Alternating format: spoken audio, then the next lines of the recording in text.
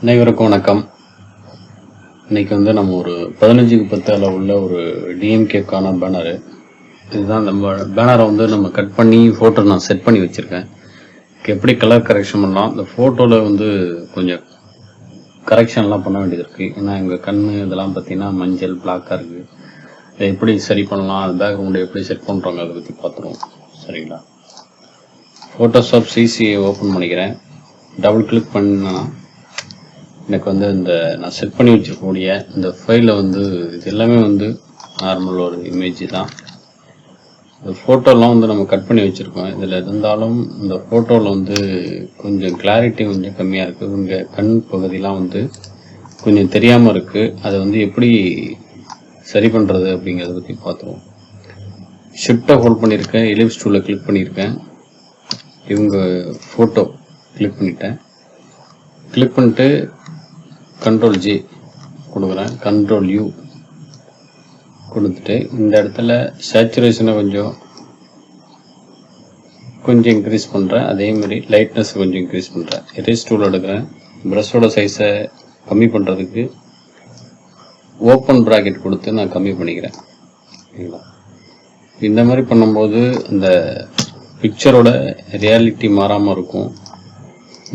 இதுக்கு முன்னாடி இப்போ எப்படி இருக்குன்னு பாருங்கள், இதுக்கு முன்னாடி உள்ளது எப்படி இருக்குன்னு பாருங்கள். சரிங்களா? இது ரெண்டுத்தையும் எடுத்துகிட்டு நம்ம லிங்க் பண்ணிக்கலாம். அப்புறம் இவங்க ஃபோட்டோ கொஞ்சம் ஓகே தான். இவங்க ஃபோட்டோ கொஞ்சம் கரெக்ஷன் இருக்குது. எலிப்ஸ் மார்க்கெட் உள்ள அதே மாதிரியே அவங்க கண் பகுதியை மட்டும் நம்ம செலக்ட் பண்ணிக்கிறேன். கண்ட்ரோல் ஜே கொடுத்துக்கிறேன், கண்ட்ரோல் யூ கொடுத்துட்டு இதை கொஞ்சம் சேச்சுரேஷன் லைட்னஸ் கொஞ்சம் இன்க்ரீஸ் பண்ணிக்கிறேன். இன்க்ரீஸ் பண்ணிவிட்டு என்டர் அடிச்சுக்கிறேன். எரேசர் டூல் எடுத்துகிட்டு அவங்க கண் பகுதியில் அந்த புருவத்தை விட்டுட்டு அந்த கருவிழி அந்த உள்ள பகுதியை மட்டும் நம்ம இப்படி எரேஸ் பண்ணிக்கலாம். கண்ட்ரோல் எல்ல கொடுத்துக்கிறேன். எல்ல கொடுத்துட்டு இதை கொஞ்சம் ஹைலைட் பண்ணி காமிக்கிறேன். அந்த மாதிரி காமிக்கும் போது நமக்கு அந்த கண் பகுதியில் உள்ள அந்த பகுதி அது கொஞ்சம் நமக்கு ரியாலிட்டியாக தெரியும் நமக்கு. சரிங்களா? இது நார்மலாக உள்ளது, இது நம்ம எடிட்டிங் பிறகு உள்ளது. இது ரெண்டுத்தையும் சேர்த்துட்டு நான் லிங்க் பண்ணிக்கிறேன். இவங்க ஃபோட்டோலாம் ஓகே. அதே மாதிரி இவங்க ஃபோட்டோ கொஞ்சம் கிளாரிட்டி கொஞ்சம் கம்மியாக இருக்குது. ரெக்டாங்கிள் மார்க்கெட் உள்ள எடுத்து திரும்ப இப்படி செலக்ட் பண்ணிக்கிறேன். கண்ட்ரோல் ஜே கொடுத்து அவங்க கண் பகுதியை மட்டும் நம்ம ஹைலைட் பண்ணிக்கிறோம். ஹைலைட் சேச்சுரேஷன் கொஞ்சம் இன்க்ரீஸ் பண்ணுறேன். அதே மாதிரி ரொம்பவும் இன்க்ரீஸ் பண்ணோம்னா அதோட பிக்சரோட லுக்கே மாறிடும். அதனால் அவங்க இமேஜுக்கு தகுந்த மாதிரி நீங்கள் மாற்றிக்கணும். கண்ட்ரோல் எல்லு கொடுத்துட்டு இதை இந்த சைடு லைட்னஸ் டார்க்னஸ் கொஞ்சம் இன்க்ரீஸ் பண்ணிக்கிறேன். இன்க்ரீஸ் பண்ணும்போது அந்த ஃபோட்டோ நல்ல குவாலிட்டியாக இருக்கும். உங்களுக்கு லிங்க் பண்ணிக்கிறேன். இப்போ நம்ம பேனருக்கு கரெக்ஷன் ஃபோட்டோவோட கலர் கரெக்ஷன் பண்ண போகிறோம். இப்போ நான் ஒரு சியான் ஒரு 10 பாயிண்ட் கொடுத்துக்கிறேன். அதாவது லைட்டாக திரும்ப இதுக்கு மேலே ஒரு நியூ லேயர் ஒன்று அப்ளை பண்ணிக்கிறேன். நியூ லேயர் ஒன்று அப்ளை பண்ணிவிட்டு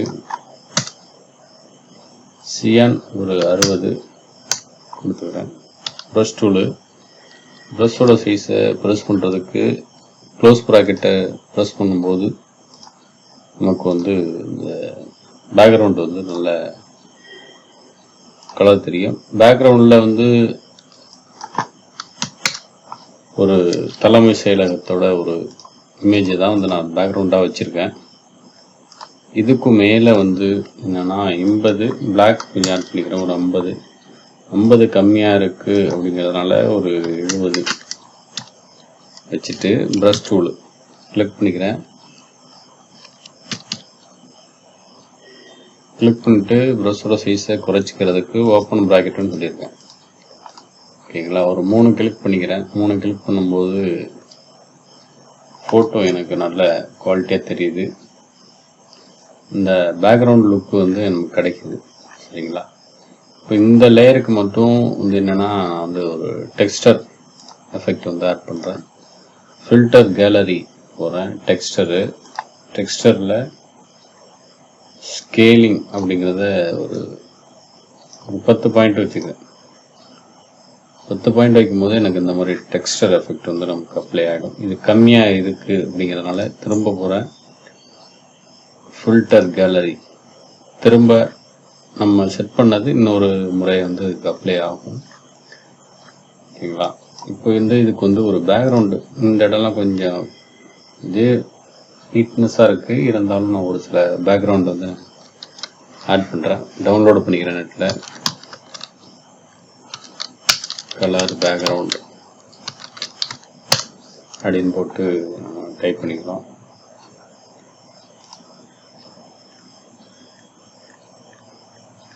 கலர் பேக்ரவுண்டுனா நமக்கு இந்த டிசைனுக்கு தகுந்த மாதிரி ரொம்பவும் டார்க்னஸ் இல்லாமல் ஓரளவு இந்த பேக்ரவுண்டை நான் வந்து காப்பி பண்ணிக்கிறேன். காப்பி பண்ணிவிட்டு பேஸ்ட் பண்ணுறேன். இதை வந்து கன்வெர்ட் டு ஸ்மார்ட் ஆப்ஜெக்ட் கொடுத்தீங்கன்னா தான் உங்களுக்கு வந்து நீங்கள் பெருசு பண்ணும்போது அதோட ரெசல்யூஷன் வந்து குறையாமல் அதிகமாகவே நம்ம சின்ன சைஸ் என்ன வச்சோமோ அதே அளவில் இருக்கும். இப்போ வந்து இதை வந்து ஷிஃப்ட் கண்ட்ரோல் க்ளோஸ் ப்ராக்கெட் கொடுத்து பேக் கொண்டு போய்க்கிறேன் ஒரு ஸ்டெப்பு. இந்த ஒயிட்டை வந்து பேக்ரவுண்டுக்கு மேலே கொண்டு வந்துக்கிறேன்.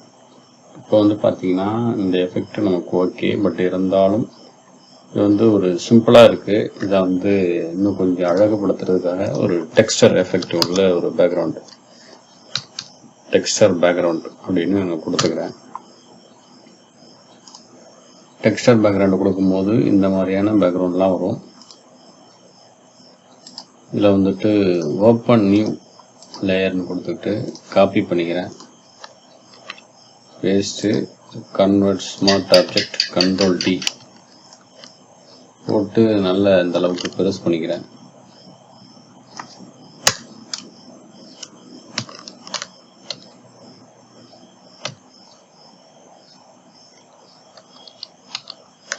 பெருசு பண்ணிட்டு இதோட பிளண்ட் மோட வந்து நம்ம சேஞ்ச் பண்ணி பார்த்துருவோம். ஓகேங்களா? சேஞ்ச் பண்ணும்போது நமக்கு வந்து டிஃப்ரெண்ட் எஃபெக்ட் உள்ள ஒரு பேக்ரவுண்ட் வந்து நமக்கு அப்ளை ஆகும். இதில் வந்து நமக்கு பேனருக்கு எந்த பேக்ரவுண்டு வச்சா நமக்கு கிளியராக கஸ்டமருக்கு சாட்டிஸ்ஃபைட் ஆகுதோ அந்த பேக்ரவுண்டை வந்து நம்ம செட் பண்ணிக்கலாம். ஓகே, இந்த பேக்ரவுண்டு ஓகே, செட் பண்ணிக்கிறேன். இதில் இந்த சைடில் வந்துட்டு இந்த ப்ளூ பேக்ரவுண்டு கொடுத்துருக்கோம். Shift control N alt back space. Okay, திரும்ப இதையே control J control open bracket கொடுத்து பேக் கொண்டு போகிறேன். கொண்டு போயிட்டு இதோட சைஸை வந்து கொஞ்சம் இன்க்ரீஸ் பண்ணிக்கிறேன். கீபோர்டில் 50 இல்லை ஒரு 80 அடிச்சுக்கிறேன். திரும்ப ஒரு கண்ட்ரோல் J, திரும்ப பேக் கொண்டு போகிறேன். கண்ட்ரோல் T, ஒரு 10 30 இந்த அளவில் வச்சு கீபோர்டில் தான் நான் டைப் பண்ணுறேன். 50 20 30 அந்த மாதிரி.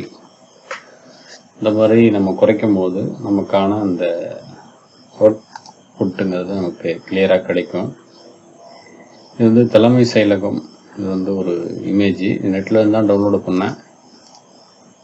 டெக்ஸ்ட்லாம் நம்ம டைப் பண்ணும்போது டைம் அதிகமாக எடுத்துக்குங்கிறதுனால நான் செட் பண்ணிவிட்டு உங்களுக்கு வந்து பேக்ரவுண்ட் கலர் மட்டும் நான் அப்ளை பண்ணி காமிச்சேன். பேக்ரவுண்டுக்கு வந்து என்னென்னா நம்ம வந்து ஒரு ஸ்டோன் எஃபெக்ட்டு இல்லை இந்த மாதிரி ஒரு எஃபெக்ட்ங்கிறத அப்ளை பண்ணிவிடுவோம். இதை வந்து ரிலீஃப் டாப் லெஃப்ட்டு பாட்டம் அப்படிங்கிறத நான் அப்ளை பண்ணுறேன். ஓகேங்களா? ஓகே, இந்த டெக்ஸ்டர் எஃபெக்ட் வந்து நமக்கு பக்காவாக அப்ளை ஆகிருக்கு. இந்த மாதிரி தான் இந்த ஃபோட்டோ எல்லாமே வந்து உங்களுக்கு தனியான ஒரு ஃபோட்டோ தான். நீங்கள் வேறு எதுக்கும் கூட எடுத்து யூஸ் பண்ணிக்கலாம். இந்த வீடியோ உங்களுக்கு ரொம்ப பிடிச்சிருக்கும்னு நினைக்கிறேன். மறக்காமல் நம்ம சேனலை சப்ஸ்கிரைப் பண்ணுங்கள். இந்த ஃபோட்டோவில் வேறு எதேனும் கரெக்ஷன் பண்ணுறது, ஃபோட்டோ எடிட்டிங் பற்றின வேறு எதேனும் உங்களுக்கு சந்தேகம் எல்லாம் கமெண்ட் பண்ணுங்கள். நிச்சயமாக அடுத்த வீடியோவில் நம்ம அப்லோட் பண்ணுவோம். மறக்காமல் நம்ம சேனலை சப்ஸ்கிரைப் பண்ணி சப்போர்ட் பண்ணுங்க ஃப்ரெண்ட்ஸ். தேங்க்யூ.